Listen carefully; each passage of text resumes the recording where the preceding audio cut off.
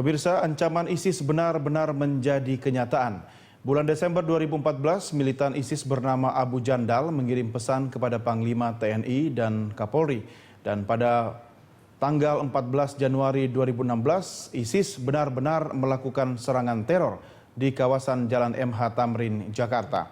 Organisasi ISIS diperkirakan sedang mencari setidaknya satu pijakan di kawasan Asia di tahun 2016. Filipina dan Indonesia disebut menjadi target negara yang paling mungkin menjadi basis ISIS.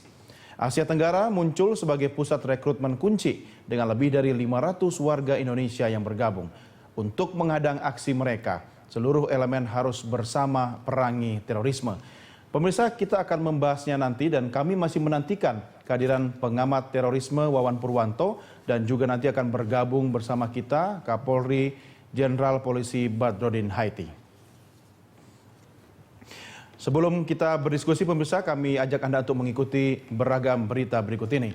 Kapolda Metro Jaya Tito Karnavian menyatakan pelaku teror bom dan baku tembak di Sarinah merupakan jaringan ISIS di bawah pimpinan Bahrun Naim. Bahrun Naim disebut tengah membentuk Katibah Nusantara dan tengah bersaing menjadi pemimpin ISIS di kawasan Asia Tenggara dengan merancang teror bom. Hal ini disampaikan Kapolda saat menyampaikan hasil temuannya di lapangan pasca ledakan bom dan baku tembak di Sarinah.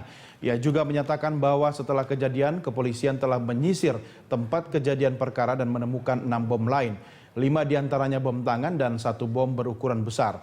Saat ini tim kepolisian masih mengejar pelaku lain yang dipastikan terkait dengan ISIS. Menurutnya, pimpinan ISIS Asia Tenggara Bahrun Naim kini tengah membangun jaringan ISIS Katibah Nusantara untuk bersaing menjadi pemimpin ISIS di Asia Tenggara, maka ia merancang teror di Jakarta. Sementara tim sedang melaksanakan pengejaran kepada jaringan pelaku. Jaringan pelakunya sebetulnya adalah jaringan pelaku yang berhubungan dengan kelompok ISIS di Raqqa. Pusatnya di Raqqa. Jadi rekan-rekan paham mungkin bahwa ISIS ini merubah strategi. Dulu strateginya hanya melaksanakan operasi di Syria dan Irak. Tapi kemudian ada perintah dari amirnya Abu Bakar Baghdadi untuk melakukan operasi di luar wilayah Syria dan Irak dan kemudian dibentuk cabang-cabang ISIS di seluruh dunia. Baik di Prancis, di Eropa, Afrika Utara, kemudian di Turki misalnya, termasuk di Asia Tenggara. Sel-sel ISIS yang ada di Asia Tenggara ada di Indonesia, Malaysia, Filipina, Thailand, dan lain-lain. Dan kemudian khusus untuk yang di Asia Tenggara ini ada satu orang tokoh, yaitu Bahrun Naim, yang ingin mendirikan namanya Katibah Nusantara. Dia ingin menjadi leader untuk kelompok ISIS yang berada di Asia Tenggara. Nah, kemudian terjadi upaya rivalitas leadership ini sehingga untuk menjadi pemimpin di Filipina sudah dideklar cabangnya mereka di Filipina Selatan. Jadi antar para tokoh-tokoh ini di Asia Tenggara ini ingin bersaing ingin menjadi leadership. Oleh karena itu Bahrun Naim merancang serangan-serangan seperti ini. Jadi sementara kelompoknya sudah kita ketahui dan sedang kita lakukan pengejaran. Kelompok teroris ISIS mengklaim bertanggung jawab atas teror bom yang terjadi di sekitar kawasan Sarinah, Jakarta, Kamis siang. Dan serangan teroris ISIS ini disebut-sebut menargetkan warga negara asing dan petugas keamanan.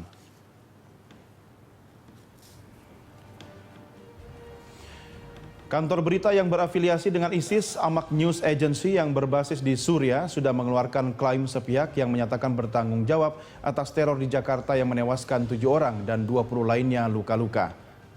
ISIS menyebut kelompok mereka melakukan serangan yang menargetkan warga-warga asing dan petugas berwenang yang dinilai melindungi warga asing di ibu kota Indonesia.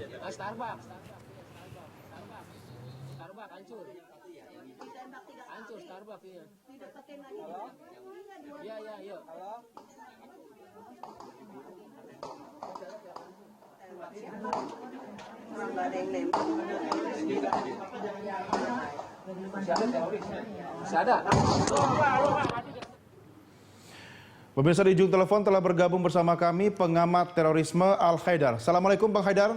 Waalaikumsalam Mas Doni. Apa kabar? Alhamdulillah sehat. Bang Haidar, inilah yang saya takutkan setiap kali kita berjumpa, pasti terkait dengan terorisme. Komentar Anda terkait dengan ancaman ISIS itu ternyata semakin nyata. Bagaimana nih Bang? Iya, tadinya banyak orang mengira bahwa ancaman-ancaman yang dikeluarkan oleh ISIS itu hanya gertakan saja, terutama menjelang Natal dan Tahun Baru kemarin, dan ternyata benar-benar diwujudkan pada bulan Januari ini. Dan ini menunjukkan bahwa ternyata mereka serius dan ternyata mereka sangat keras semangatnya untuk menyerang Indonesia, dan itu sudah bisa kita lihat bahwa serangan ini diatur oleh Bahrun Naim dari Suriah, dan dia merupakan orang Indonesia yang dari Solo dan bergabung dengan ISIS tahun 2014 dan sekarang berada di sana, dan kemudian berkoordinasi dengan Abu Jundi dan Abu Musa yang ada di Indonesia untuk melakukan serangan-serangan yang ada di Indonesia. Ya, Bang Haidar, kalau aksi kemarin dianggap sebagai aksi atau tindakan awal, apakah Anda memprediksi dikhawatirkan akan adanya aksi-aksi susulan dari kelompok yang sama? Iya, ini kemungkinan akan ada aksi susulan. Mungkin nggak terlalu cepat ya, karena mempersiapkan sebuah serangan itu kan waktu yang lumayan Targetnya lama. apa, Bang? Targetnya tentunya adalah kepolisian, dan itu bisa dilakukan di beberapa kota, dan kota-kota di mana basis ISIS yang banyak itu ada di Surabaya, Yogyakarta, Medan, Makassar, Balikpapan. Bang Haidar, target atau alasan sehingga Jakarta dijadikan sebagai target tanggal 14 kemarin itu latar belakang memilih kota ini apa? Pesannya apa sebenarnya yang ingin disampaikan? Mereka ingin ada pemberitaan yang sangat luas bahwa Jakarta yang disebut-sebut itu sebagai daerah ibu kota yang keamanannya sangat bagus itu ternyata bisa ditembus, dan menurut mereka mereka ingin memperlihatkan kepada publik dan kepada jamaah mereka yang ada di Indonesia dan juga di belahan lain di muka bumi ini yang setuju dan mendukung ISIS, bahwa ternyata mereka bisa melakukan serangan itu. Dan serangan ini walaupun diatur dari Suriah, tapi tidak didanai dari Suriah, melainkan dana mereka sendiri. Dan mereka ingin menunjukkan bahwa serangan ini, bahwa orang-orang Indonesia yang berjihad untuk mendukung ISIS itu layak diperhitungkan untuk menjadi komandan regional ISIS yang ada di Asia Tenggara. Artinya secara internal ini adalah upaya sesama elit ISIS sendiri Indonesia untuk mengejar syahwat menjadi penguasa di kawasan, begitu Bang Haidar? Iya, betul. Tapi kenapa menargetkan orang Indonesia sendiri, artinya saudara-saudara mereka sendiri? Nah, inilah yang disebut dengan ideologi. Ideologi terorisme itu kan berangkat dari asumsi-asumsi teologis mereka yang menyebutkan bahwa orang yang bekerja untuk pemerintah Pancasila itu adalah togut.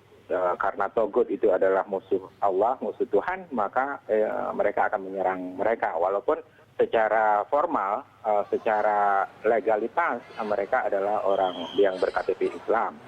Tapi bagi mereka, karena mereka tidak menerapkan hukum syariat Islam, makanya mereka menyebutnya sebagai togut, dan itu boleh halal darahnya untuk diserang, untuk dibom dan sebagainya. Terhadap simbol-simbol Amerika, bagaimana kaitannya dengan upaya mereka untuk menanamkan kekuasaan lebih besar dalam konteks menguasai wilayah kawasan sendiri, Bang Haidar? Iya, sebenarnya ini merupakan geopolitik mereka yang agak berbeda dengan geopolitik negara-negara maju umumnya dan negara berkembang. Bahwa sistem geopolitik seperti ini sebenarnya sistem geopolitik lama yang pernah diterapkan zaman-zaman khalifah dulu. Dan itu menunjukkan bahwa metode ini diulang kembali dengan cara menyebarkan baiat ke berbagai kawasan. Dan mereka pada dasarnya tidak mengenal adanya hubungan diplomatik. Bagi mereka semuanya adalah serangan. Dan serangan itu adalah perang, perang itu adalah jihad bagi mereka. Dan itu yang mereka pahami. Dan dalam konteks mereka, mereka tidak mengenal adanya hukum internasional, mereka tidak mengenal adanya diplomasi, perjanjian dan sebagainya. Dan kebanyakan dari forum-forum perjanjian itu, forum koalisi dan sebagainya itu mereka tidak pernah mau mengikuti. Bang Haidar, aksi terorisme ini kan sebenarnya bisa diketahui atau diprediksi, tapi sulit diketahui kapan terjadi serangan terorisme. Nah, dalam konteks ini apakah Anda melihat cocok kalau saya tanyakan bahwa aparat kita masih kecolongan? Ya, saya kira ini harus diakui bahwa ini adalah sebentuk kecolongan. Jangankan pemerintah Indonesia, pemerintah Prancis pun sudah kecolongan. Jantung Eropa pun bisa ditembus oleh mereka, dan itu menunjukkan bahwa selama ini banyak pemerintahan sipil yang ternyata tidak begitu sensitif, tidak begitu responsif terhadap info-info dan ancaman-ancaman yang beredar di dunia maya, di dunia media sosial. Dan hal-hal seperti itu untuk ini memang perlu analisis yang lebih tajam dari ahli-ahli yang membidangi dan meneliti tentang radikalisme, tentang fundamentalisme ini.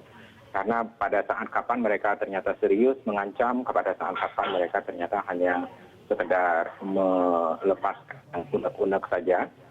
Dan itu kita tahu bahwa ISIS di Indonesia sudah beberapa kali mengancam dan tidak terbukti. Baru kali ini yang terbukti. Baik. Ya, Bang Haidar, tetap bersama kami. Kita akan lanjutkan diskusi kita di segmen berikutnya. Kami segera kembali. Pemirsa, kami segera kembali sesaat lagi.